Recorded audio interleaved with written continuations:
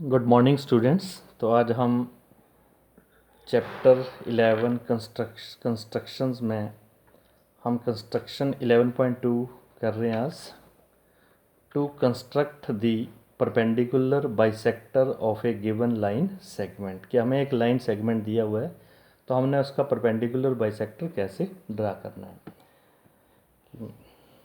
मान लो हमें ये ए बी लाइन सेगमेंट दिया हुआ है और हमने इस ए बी लाइन सेगमेंट का परपेंडिकुलर बाइसेक्टर ड्रा करना है। तो हम क्या करेंगे, compass more than half of A B open कर लेंगे।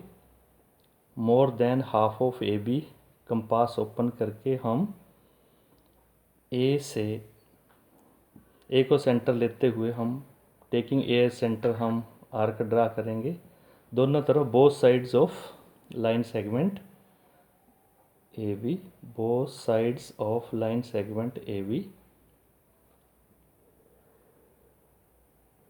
Then taking B as center, draw arc on both sides of line segment AB.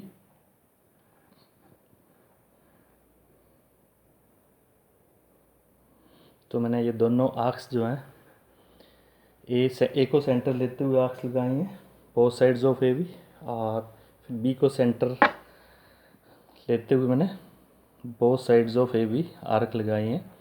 तो इस पॉइंट को मैंने पॉइंट पी रखा है और इसको पॉइंट क्यू। अब आप ए को पी से ज्वाइन कर दो, ए को पी से ज्वाइन करना है आपने।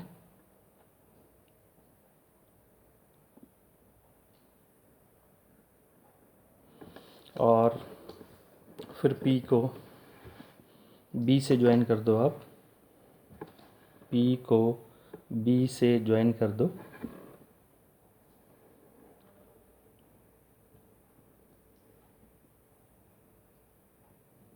पी को बी से ज्वाइन करना है आपने, और फिर आप ए को क्यू से ज्वाइन कर दो, ए को क्यू के साथ ज्वाइन कर दो।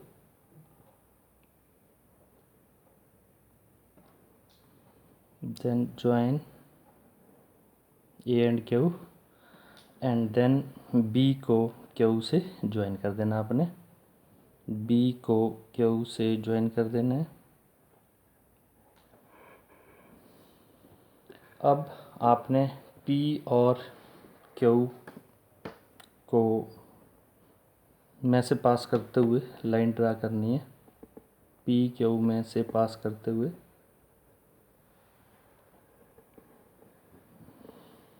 तो ये पी क्यू से पास करते हुए लाइन ड्रा की है, और ये मान लो ए बी को पॉइंट एम पे इंटरसेक्ट कर रही है। तो इस तरह पी एम क्यू जो है, ये पी एम क्यू जो है वो इस लाइन ए बी का परपेंडिकुलर बाइसेक्टर जो ड्रा हो चुका है। इसके स्टेप्स ऑफ कंस्ट्रक्शन आपने अपने आप राइट करने हैं। तो इसकी मैं जस्टिफिकेशन जो है वो सॉल्व करके दिखा रहा हूँ कि इसको हम कैसे जस्टिफाई करेंगे। सो justification,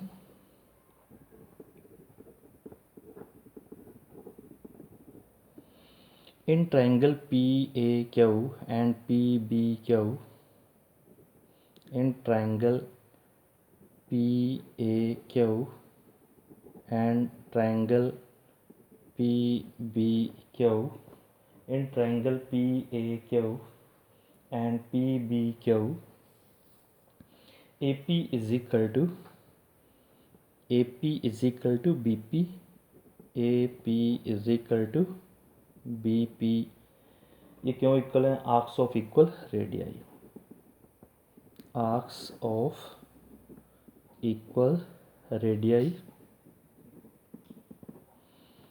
then A Q is equal to B Q, A Q is equal to B Q.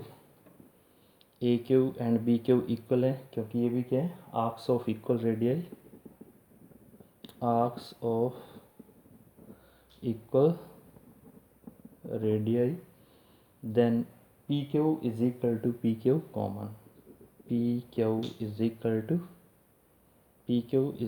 to PQ common है. So by SS congruence rule, by SSS congruence rule, triangle PAQ is congruent to triangle PBQ. So angle APQ is equal to angle BPQ, angle APQ is equal to angle BPQ is equal to angle BPQ by CPCT. So angle APM is equal to angle BPM. Now in triangle PMA,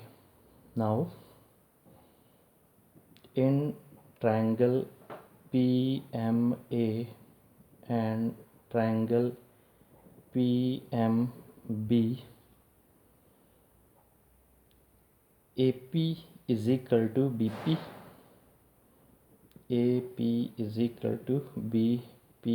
ये हमने ऊपर prove किया हुआ already कि AP is equal to BP, and angle APM is equal to BPM, angle APM is equal to angle BPM, ये भी हमने prove किया है ऊपर, and PM is equal to PM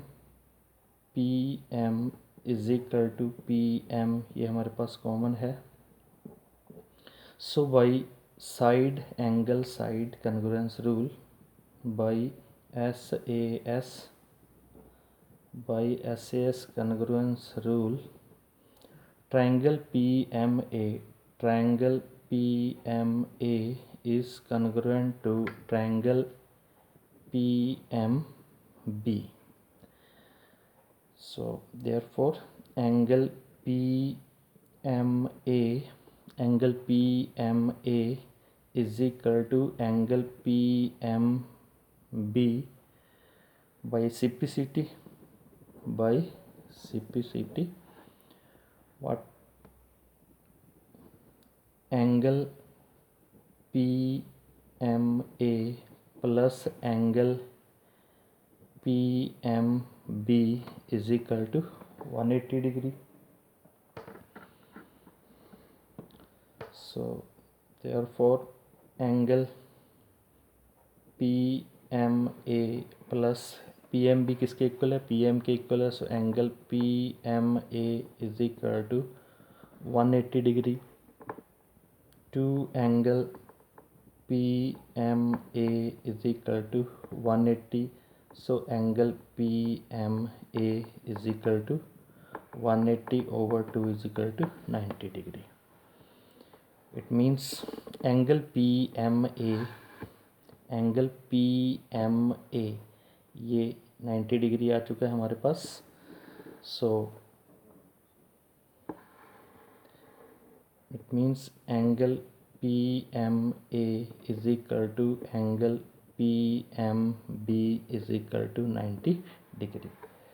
So angle PMA 90 है, PMB 90 है. It means